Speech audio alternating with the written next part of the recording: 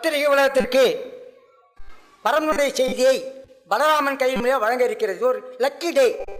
பத்திரிகையாளர்களே, உலகம் பூராவும் கூட்டி இதையே பேசிக் கொண்டிருக்கிறீர்கள். ஆனால் அந்த பேசிக்கொண்டிருக்கிற ஆட்களும் அழிந்து விடுவார்கள், அவள் செய்தி அழிந்து விடும். ஆனால் பெற்றுக்கொள்ளுகிற செய்தி பரலோகத்துடைய செய்தி, ஆண்டவருடைய செய்தி, செய்தி. அந்த செய்தி நீங்க பரப்ப வேண்டும் என்று உங்களுக்காக அச்சாரத்தோடு ஜோதியானந்தர் வந்திருக்கிறார்கள். பெருமக்கள் பத்திரிகையாளர்களே, உங்களுக்கு கொடுக்கப்பட்டிருக்கிற வேத நூல்களை நீங்கள் படித்து உலகத்துக்கு பரப்ப வேண்டும் என்று அன்போடு கேட்டுக்கொண்டிருந்த சந்தர்ப்பத்திலே 3 பெருமக்கள், மிஸ்டர் திரு ஹென்றி அவர்கள். ஹென்றி, குட் மார்னிங், வணக்கம். வேல்முருகன், நன்றி. அதுக்கு கிருஷ்ணகுமார் 3 பெருமக்களுக்கு இந்த மெய்வழியின் சார்பாக ஜோதியானந்தர் பரிசளிக்கப்படுறார். அன்பர்கள் யாரு?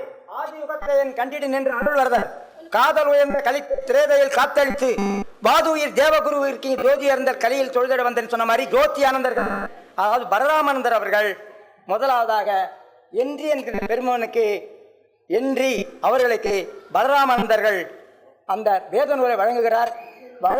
படிக்க, உண்மையை தெரிந்து கொள்ள, உலகத்திற்கு பரப்ப வேண்டும் என்று உங்களை கேட்டுக்கொள்கிறேன். பணிவோடு நீங்கள் பெற்று நாளைக்கு படித்து பதில் எழுதணும். அகில இந்திய ஜனநாயக பத்திரிகை தலைவர், பத்திரிகை ஆசிரியர், ரியல் எஸ்டேட் பத்திரிகை தொழிலாளர். எனவே உங்களுக்கு good day, good day, bad day, நல்ல டே. நூலை படிங்கள். தொடர்ந்து உங்களுக்கு எழுதி என்னுடைய நூல்கள் அனுப்புகிறேன். மேலும் நூல்கள் இதை பதிலாக கீழே வைங்க, படிங்க. வேல்முருகன் அவர்களுக்கு நூலை வழங்க உனக்கண்ணி படித்திருக்கார். வேல்முருகன் அவர்கள் உங்களுக்கு சொக்கலிங்கந்தர மூலமாக இந்த நூலை வழங்க உனக்கண்ணி அவர்கள் படித்திருக்கிறார்கள்.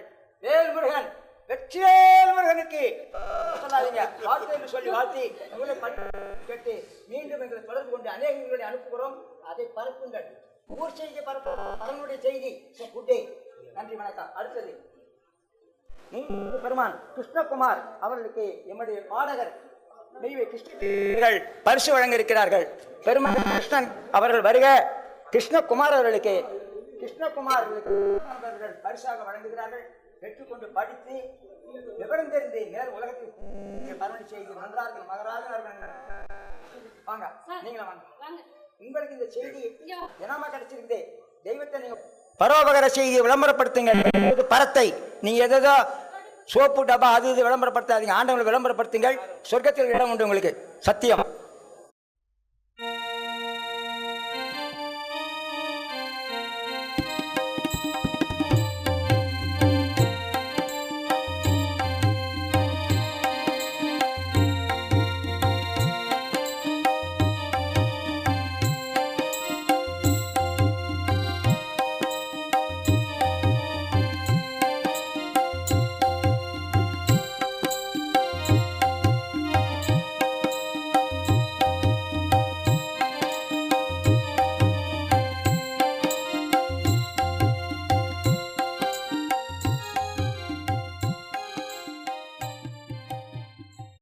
மெய்வழி டாக்டர் சிவசெல்வ ஆனந்தர் அவர்கள் இப்பொழுது உங்கள் செல்வங்களை குபேரமாக வாரி வழங்க இருக்கிறார்கள். நானும் கேட்க இருக்கிறேன். அன்போடு அவரை பேசுமாறு கேட்டுக்கொள்ளேன். நமஸ்காரம். தொடங்குங்க. துலங்க இங்கு அவர்க்கும் எட்டா நிலைகள் எல்லாம், துலங்க இங்கு எவர்க்கும் எட்டா நிலைகள் எல்லாம், துலங்க எட்டி பேசி வரும் துளபவேந்தே. அலங்கார வலம்பொரி சங்கிலங்கு கையா, ஆரூரா கொன்றையணி குருவே போற்றி. நலங்குலகோர் உமை அறிய மாட்டோர் எல்லாம் நான் உரைப்பேன் குன்றேறி கதர்வார் நாளே. இலங்கு கலஞான கனியுகக்கும் சோங்கே, எங்கள் குலசாலை மணி விளக்கே போற்றி. அல்லலரும் பிறவி பிணி மருந்தே போற்றி. ஆண்டவாமை பயனை அளந்த தேவதேவே. ஏ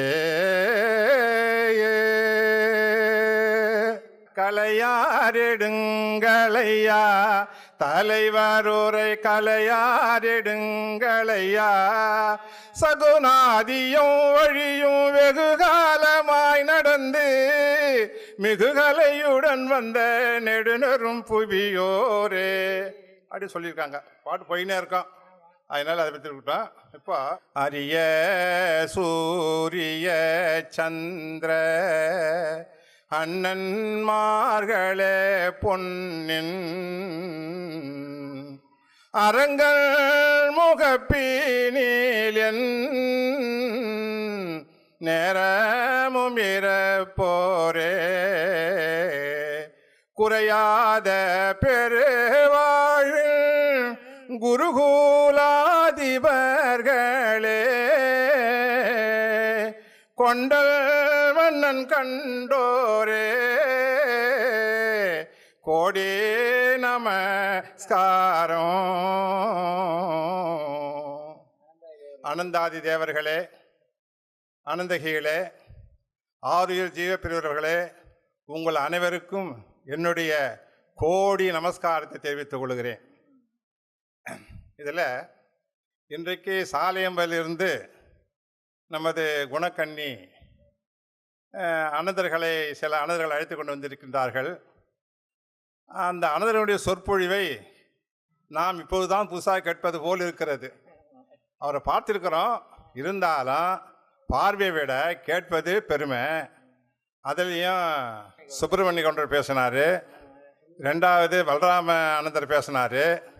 அவர் பேசுகிற போது பாருங்க, பொழியும் மேகமதாகவே கூறினேன் புவி மீது என்பது போல அவர் பேசும்போது வானம் பொழியுது.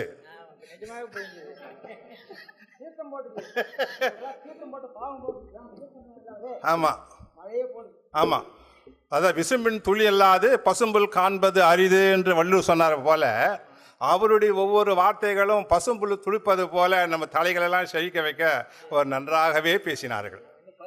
பசும்புல் வருது, இப்போ பசுமை ஆயிட்டீங்க. நீங்கள்லாம் வாடி வதங்கி இருந்த உங்களை பசுமையாக ஆக்குவதற்கு அவர் எப்படி இந்த கொடைவள்ளலாகிய அந்த வான கொடையை இந்த பூமிக்கு பொழிந்ததோ அது போல் அவர் பொழிந்தார். அதுக்கு சாட்சியாக அந்த வானம் நின்றுது. ஆனால் கண்ணால் நம்ம கண்ட இந்த காட்சியை இது வேற எங்கே சொல்ல முடியுமா அந்த விஷயத்த? இப்போ தேவர்கள் வாயை திறந்தால் பொழியும் மேகமதாகவே பொழியும் பொழியும் பொழியும் பொழியும். ஆக உங்கள் எல்லோருக்கும், அண்ணாருக்கும், பலராமனந்தர் அண்ணா அவர்களுக்கும், சுப்பிரமணிய கவுண்டருக்கும், குணக்கண்ணி அம்மாவுக்கும், நம்ம சேசுலந்தர் அவர்களுக்கும், எல்லாம் நம்ம எல்லாம் ஒன்று தான், ஒரே மாதிரி தான், அண்ணன்மார்கள் தான். ஆகையினால் உங்கள் அனைவருக்கும் மறுபடியும் ஒரு நமஸ்காரம் தெரிவித்துக் கொள்கிறேன். ஆகையினால இப்போ நம்ம பேச வேண்டிய தலைப்பு அது அந்த மாதிரி இதை மாதம் கூட்டுறேன்னு சொல்லுது. கூடி வாழ்ந்தால் கோடி நன்மை அப்படி சொல்வதற்கு இணங்க நம்ம இத்தனை பேரும் கூடி பேசி மழுகிறதுக்கு ஒரு வாய்ப்பு தந்ததுனால அந்த அம்மாவுக்கு இன்னொரு நமஸ்காரத்தை எக்ஸ்ட்ரா கொடுத்துட்றேன். அதனால் இப்போ நான் யார், நீ யார் கேள்வி. நாங்கள் யார், நீங்கள் யார், நீங்கள் யார், நாங்கள் யார் என்பதுதான் இப்போ அடிப்படை பாயிண்ட்டு கேள்வி. 1970 ஆண்டில் நான் சாலையம்பதிக்கு போய் சேர்ந்திருந்தேன். அப்போது தெய்வத்தை நான் சந்திச்சதெல்லாம் அது ஒரு 10 நாளைக்கு முன்னே சில நிகழ்ச்சி நடந்தது. அதுக்கப்புறம் 15 நாள் பொறுத்த நிகழ்ச்சி நடந்தது. அப்போது அந்த 1970 அன்று சாலையில் ஆண்டவர்கள் முன்பாக அனந்தாதி தேவர்கள் புடசூழ எமக்கு ஒரு கட்டளையிட்டார்கள். அந்த கட்டளை என்னன்னாக்கா, நான் ஏற்கனவே இந்த மெய்வழி சாலைக்கு வர்றதுக்கு முன்பாக ஞான வெட்டியான் திருவள்ளுவனுடைய நூலை நான் படிச்சிருக்கிறேன். அதுவும் இல்லாமல் சித்த நூல்களை படிச்சிருக்கிறேன். வேறு எதுவும் எனக்கு தெரியாது. இது நான் எனக்கு 5 வயசு 6 வயசுக்கு சொல்லவே இது எங்கள் அப்பா வீட்டில் வச்சுருந்த அந்த புக்கை அதை வச்சு கொஞ்சம் கொஞ்சமாக திருதனம் படித்து அதை மனப்பாடம் பண்ணிட்டேன். அதில் நாங்கள் 2 பேரும் சேர்த்து இந்த சித்தா அபியாச ஆலயத்தில் போய் நாங்கள் 2 பேரும் ஒன்றா சேர்ந்து மூச்சு எடுக்கிறது, கதி எடுக்கிறது. 64 கதி. அது கதியா, அது அதோ கதியா போகிறது கதி. நல்ல கதி இங்கே காட்டுறதுக்கு வழி இல்லை. அதில் அதோ கதியாக போகிறது மூச்சு இழுக்கிறது. அப்படி கொஞ்ச நாள் இழுத்துங்க வந்தோம். 10-15 வருஷம் 2 பேரும் போட்டா போட்டி எங்களுக்குள்ள 2 பேருக்கும். நான் சொன்னேன், நாம் வந்து கதி இருக்கிற ஆள், நீ வந்து வீட்டில் ஒரு தெய்வம் அந்த கருப்பு சட்டை போட்டோ இல்லை, அதை வச்சுக்கிட்டு வில்லி வேகத்தில் உட்காந்துக்கிட்டு அது ரோஜாப்பூ மாலை போட்டு இவர் உட்காந்துக்கிட்டு சவன் அடிச்சுட்டு இருக்கிறார். என்ன வந்து நம்ம பாலசிங்காரன் இழுச்சிட்டு போகிறாரு. உங்கள் ஃப்ரெண்டு ஒருத்தங்க இருக்கிறாரு, அப்போ பழைய ஃப்ரெண்டு, அவர் உங்கள் ஃப்ரெண்டே வந்து எங்கள் தெய்வத்தை கும்புற வந்து பாருன்னு அழைச்சிட்டு போகிறாரு. சரி போகிறேன். போனால் இவர் அவர் தெய்வ ஃபோட்டோ வச்சுக்கிட்டு மாலை போட்டுக்கிட்டு நம்ம நூலை படிச்சுட்டு இருக்கிறாரு. என்னையா இது புதுசாக நம்ம கதியை விட்டுட்டு இந்த கதிக்கு போட்ட நீ, அந்த கதி விட்டு இந்த கதிக்கு வரலாமாயா நீ என்னன்னு கேட்டேன். இல்லை இதுதான் உண்மையான கதி, தபார் இந்த கதிக்கு மேலே ஒரு கதி இருக்குன்னு சொல்லிட்டு போய் இது மட்டும் ஆக்கின உன் கையை காலை உடச்சு நான் ஐசிஐபி ஆஃபீஸாண்ட வந்து அப்படி சொல்லி இவர் மிரட்டுறேன். அதெல்லாம் கிடையாதுங்க, இதுதாங்க உண்மைன்றாரு. அப்புறம் உடனே மூச்சு எடுக்கிறது, அப்புறம் நம்ம ஃப்ரெண்ட் ஆகிடுறது. இப்படியே பண்ணிட்டு இருந்தோம்.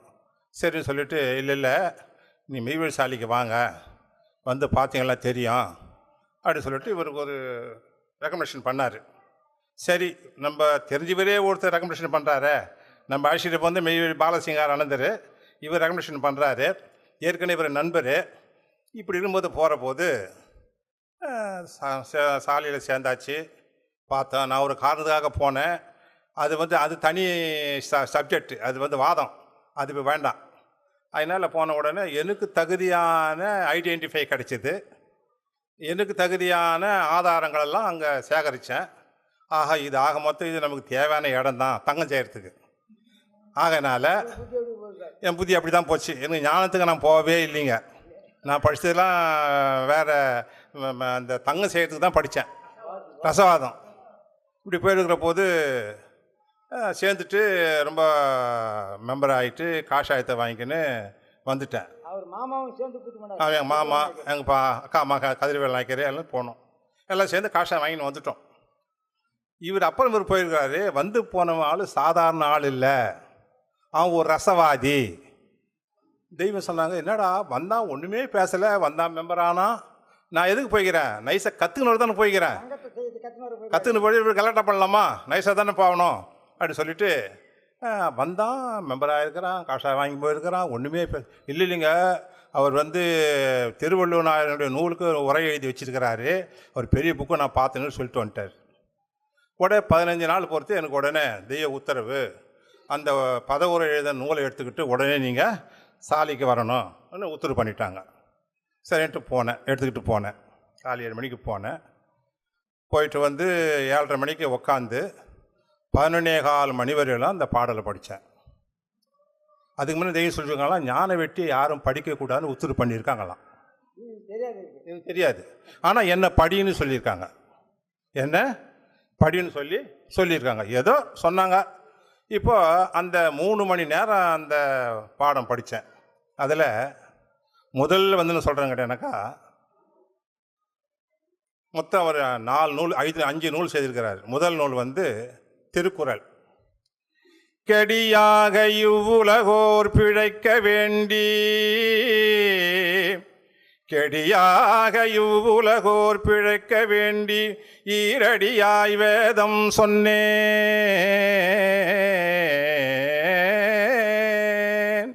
அப்படின்னு 1330 குறளுக்கு அவருக்கு அது ஈரடி வேதம் சொல்லிட்டாரு.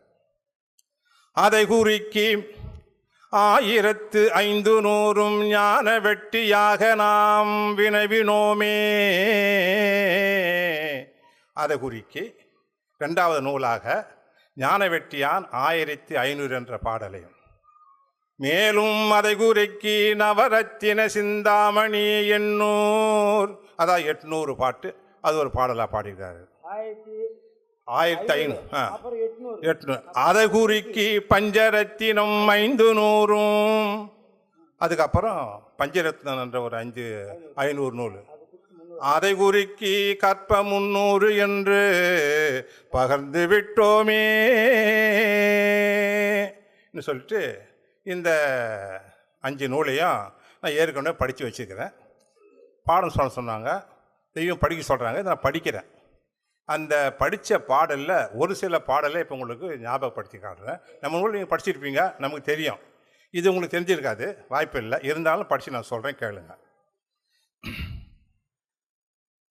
அண்டபிண்டம் நிறைந்து நின்ற அயன்மால் போற்றி, அகண்ட பரிபூரணத்தின் அருளே போற்றி, மண்டலம் சுழீர் அவிமதியின் சுடரே போற்றி, மதுர தமிழ் ஓதும் அகத்தியானனே போற்றி, என் திசையும் புகழுமெந்தன் குருவே போற்றி, இடைகலப்பின் சுழிமுனையின் கமலம் போற்றி, குண்டலிக்குள் அமர்ந்த விநாயகனே போற்றி, குகமணியின் தாளினையை எப்போதும் போற்றி போற்றி.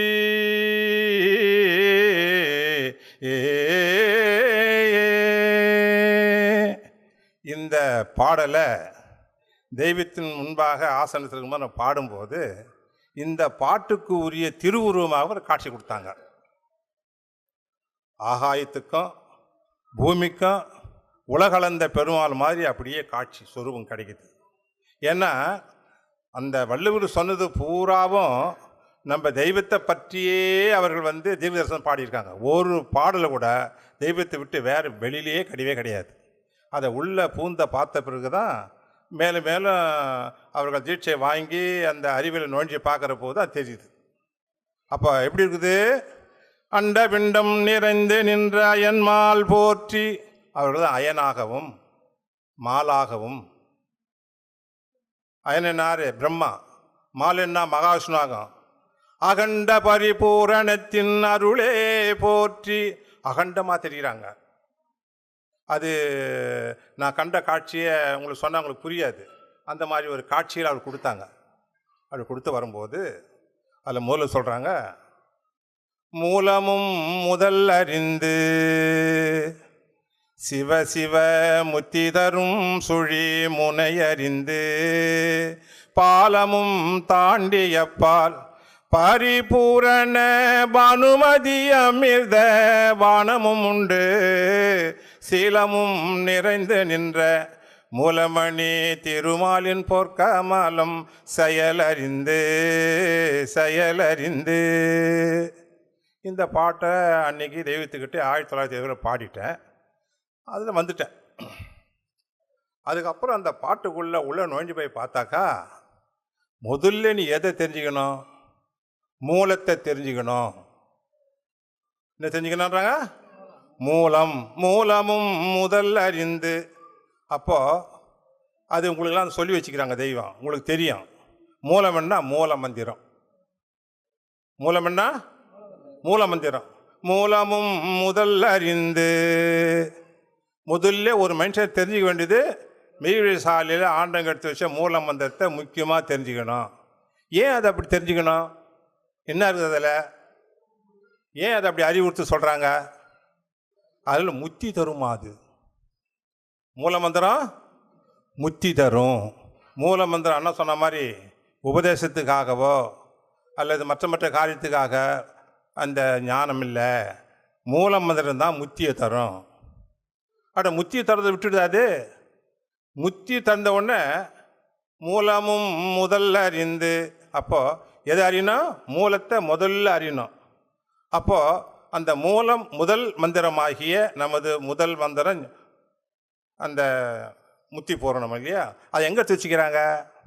முத்திலோக சித்தி பூர்ண மந்திரம் சொன்ன உடனே மூலமந்திரம் சொல்கிறோம். இதை சாயந்தரம் மாலை வணக்கத்தில் சொல்கிறாங்க. என்ன சொல்கிறோம்?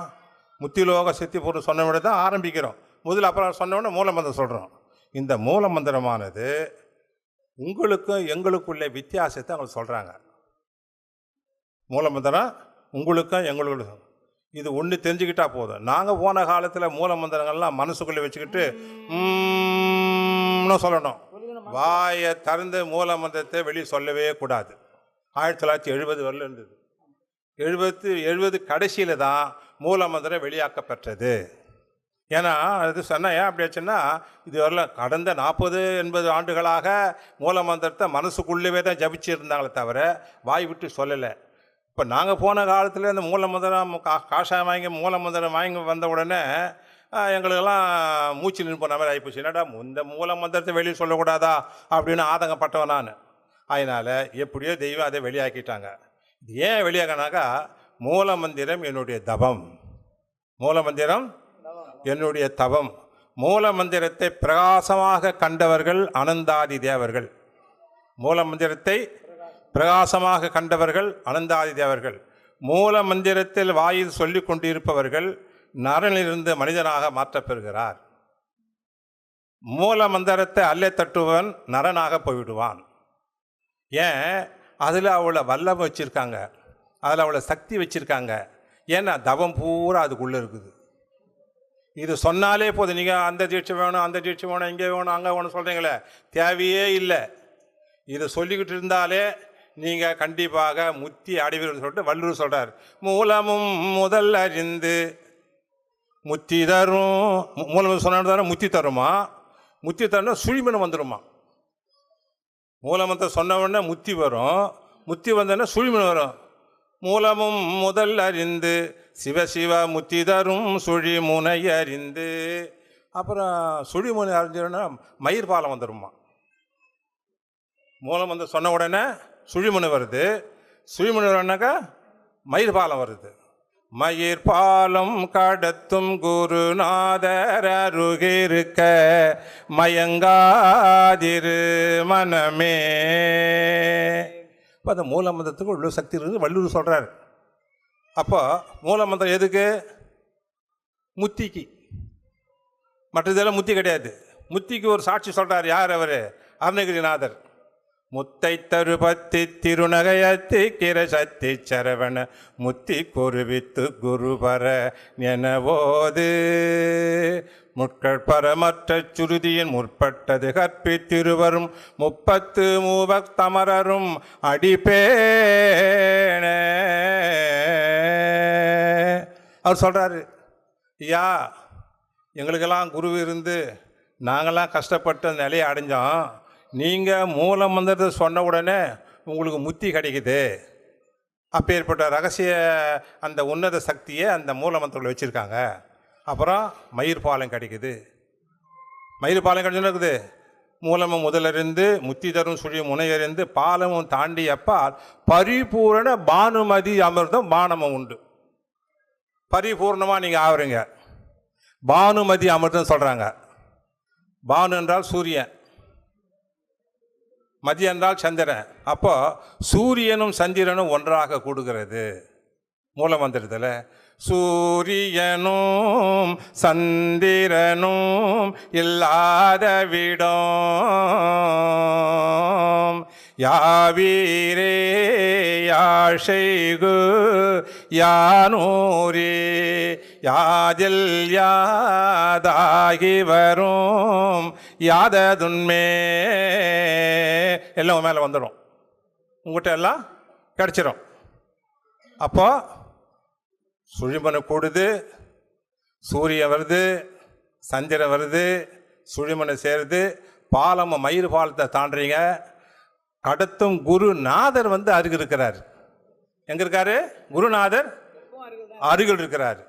மூலமந்திரம் சொல்லாத போனாலும் சொல்லாலும் இருக்கிறார், இருந்தாலும் அவங்க அருகில் இருக்கார். எப்போ அருகில் எங்கே இருப்பார்?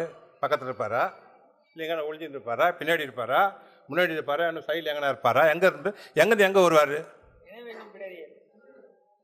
சொன்ன என்ன வேணும் இப்படி சொல்கிறார் இல்லையா? அருகில். எப்போ இருப்பார்? அருகில். அந்த அருகில் எங்கே இருக்குது? அதாவது இறுதி மூச்சு இருக்குது பார், அதுதான் அருகில். ஒரு மனுஷனுக்கு இறுதி மூச்சு இருக்குது பாருங்க, அந்த மூச்சு முடிகிற வரியில் அந்த முனையில் உட்காந்துருப்பாங்களாம். மூச்சு மூளைத்த விடும் மூல பொட்டலுண்டு காட்சி புடத்திலிட காணுது தோணுது பார் மயங்காதிரு மனமே. மயிர் பாலம் கடத்தும் குருநாதர் அருகிருக்க மயங்காதிரு. கசப்பு வெளியேறாமல் காக்கக்கூடிய தருணமாகிய அந்த நேரம் தான் அருகில் இருக்கிறேன். அதனால் எப்போ பார்த்தாலும் உன் அருகில் மூச்சுக்கு முனையில் உட்காந்துட்டுருக்கிறேன். மூக்குக்கு முன்னால் எப்போ பார்த்தாலும் மூச்சுக்கு முன்னால் உட்காந்துருக்கிறேன். அதுக்கு அவன் என்ன பண்ணால் அவங்க தவம் செய்கிறாங்க. நீங்களாம் வந்து ஒரு நாளைக்கு எத்தனை சுவாசம் விடுவீன்னு கேட்டாங்க. 21,600 சுவாசம் மூக்கில் டர்ரபுரு டர்ரபுரு டர்மபுருன்னு இருக்கிற மூச்சு வெளியாகுது. ஒரு மூச்சுக்கும் 8 அங்கெல்லாம் நான் 16க்கு 8, 12க்கு 8, 16க்கு 12, இப்படி ஒரு மூச்சுக்கும் 4 அங்கெல்லாம் வெளியேறிக்கிட்டே இருக்குது. இந்த மூச்சு வெளியேறாத அளவுக்கு நான் வந்து உங்களுக்கு கட்டுப்படுத்தி வச்சுருக்கிறேன் சொல்கிறாங்க. அப்போது எவ்வளோ நஷ்டம் நமக்கு? அந்த மூச்சை அவர்கள் ஒரு நாளைக்கு ஒரு மூச்சு தன்னுடைய மூலவள நாட்டிலிருந்து வெளியே வருவதற்கு 60 நாழிகை ஆகுதான். எவ்வளோ? 60 நாழிகை. 60 நாழிகைன்னு எவ்வளோ? 2.5 நாள். 60 நாழிகை 2.5 நாள். அதான் இல்லைண்ணா, 60 120ண்ணா, 120 நாழிகை. 2 நாள். ஒரு மூச்சு உள்ளேருந்து வெளியே வர்றதுக்கு 2 நாள், உள்ளேருந்து கீழேருந்து திரும்பி மேலே போகிறதுக்கு 2 நாள். ஆக மொத்தம் 5 நாள் கணக்கு சொல்கிறாங்க. 5 நாள் ஆகுது. நம்ம ஒரு மூச்சு எத்தனை வாட்டி விட்றோம்? ஒரு நாளைக்கு எத்தனை எவ்வளோ விட்றோம்? 21,600 சுவாசம் விட்றோம், செத்துக்கிட்டே இருக்கிறோம். அப்போ யார் உள்ளே போனால் சுல்தான், வெளியே வந்தால் சைத்தான். அப்போ மூச்சு விடாத, மூக்குக்கு வெளியே மூச்சு ஓடாத தவம் செய்து நமக்கு அந்த தவத்தை அள்ளி அள்ளி கொடுக்குறாங்க. நீ இதை செய்ய முடியாது, ஆகையினால சொன்னதை செய், சொன்னதை கேளு, நான் சொன்னதை கேளு, நான் செய்தது மாத்திரம் செய்யாத. நான் சொன்னதை கேளு, நான் செய்ததை நீ செய்யாத, முடியாது. ஆகையினால இந்த சொல்லாத அப்படின்னு சொல்லியிருக்கிறாங்க.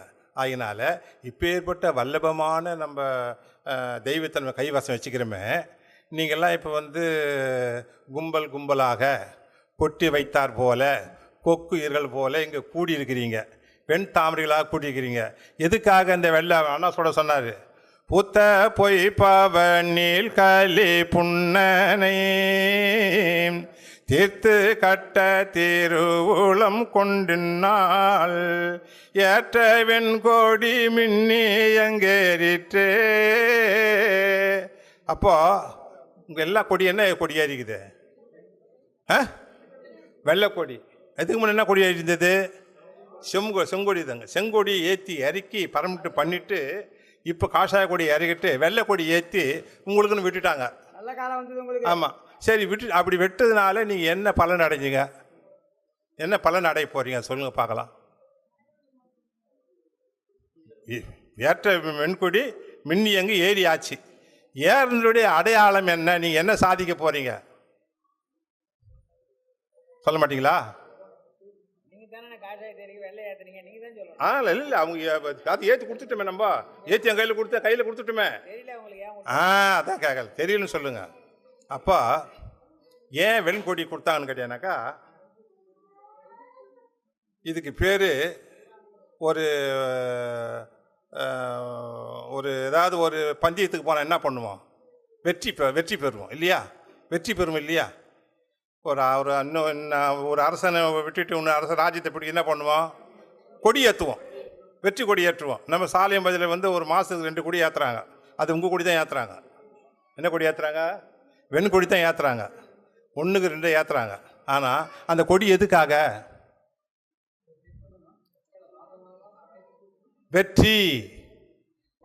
வெற்றி கோடி கட்டினேன், வேதாந்த சார வெற்றி கோடி கட்டினேன், மற்றுமுள்ளோருக்கும் தெரிய பற்றுதலை நீக்கிவிட்டு உற்றைப்பர நாதத்தாலே வெற்றி கோடி கட்டிவிட்டேன். யார் கட்டி விட்டது? தெய்வம் நமக்கு வெற்றி கொடியை கட்டி விட்டிருக்கின்றார்கள். என்ன எதுக்காக வெற்றி? யம நீரில் ஒளிபரவும் மிகுமவன தவாதிப்பிற கவனரச மந்திரத்தை கொடுத்து யம நீரில் போகாம சுயம்பிரகாச நித்யானந்த பேரின்ப வாழ்விழப்பு சேர்வதற்காக வெற்றி. நீங்களாம் வெற்றி பெற்றுட்டீங்க. வெற்றினா பாஸ் பண்ணிட்டீங்க. அந்த வெற்றிக்கு தான் இந்த கொடி, வெற்றிக்கு தான் இந்த கொடி. அப்போ நீங்களாம் யாரு? வெற்றி கொடி கட்டிவிட்டு வேதாந்த சாரம். நல்லா சொன்னீங்க, வெற்றி கொடி கட்டிவிட்ட வேதாந்தம் இது எதனால? பற்றுதலை நீக்கிவிட்டு. என்ன பற்றுதல்? உற்றார் உறவினர் மக்கள் மனுஷர் இதெல்லாம் என்ன வரும்? சாவுக்கு போகணும், செத்து போடுவான், கஷ்டப்பை வெளியே வந்துடும். அந்த பற்றுதலை நீக்கிடு. இந்த வெற்றி வேணும்னு சொன்னாக்கா அந்த பற்றுதலை நீக்கி இந்த உற்றப்பற நாதத்தாலே நீ உற்று பாரு. அதுக்கு தான் இந்த வெற்றி ஒன்று கொடுத்துருக்குறேன். அதுக்கு போகாமல் இருந்து இந்த கொடியை கட்டி எழுதினானே வெற்றி.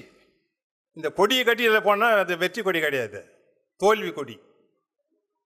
அது தோல்வி. இதுக்கு பேர் என்ன சொன்னால் வெற்றி கொடி. வெற்றி கோடி கட்டி விட்டேன். யாரு? ஓர் தலையில் வேதாந்த சாரே வெற்றி கோடி கட்டி விட்டேன், பற்றுதலை நீக்கி விட்டு உற்ற பரநாதத்தாலே வெற்றி கோடி கட்டி விட்டேன். உங்களுக்கு என்ன கட்டி விட்டு சொன்னால் வெற்றி கொடியை கட்டி விட்டுருக்கிறேன். இந்த கொடியை நீங்கள் கடைசி வரை நிலநாட்டணும். இந்த கொடி இருக்கிறவரை எவன் கிட்ட வரமாட்டான். இந்த கொடிக்கு அப்பாற்பட்ட சிலுமிஷம் மேலே போனேனாக்கா அவன் வந்து உட்காந்துருவான். போகாதே. அது மட்டுமா? தெய்வத்தினுடைய எல்லை சொல்கிறாங்க.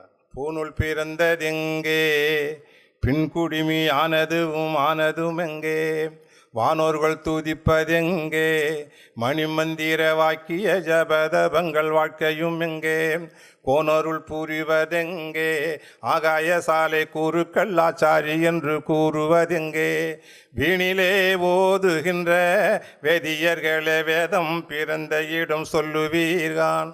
ஒருவன் வேதத்தில் பிறக்காவிட்டால் அவன் வேத நாயகனாக ஆக முடியாது. பூநூலில் பிறக்கணும், பூநூலில் போட்டுக்கிறது இல்லை. பூநூல் பிறந்தது எங்கே? மெய்வேல் சாலையில். பூநூல் பிறந்ததெங்க?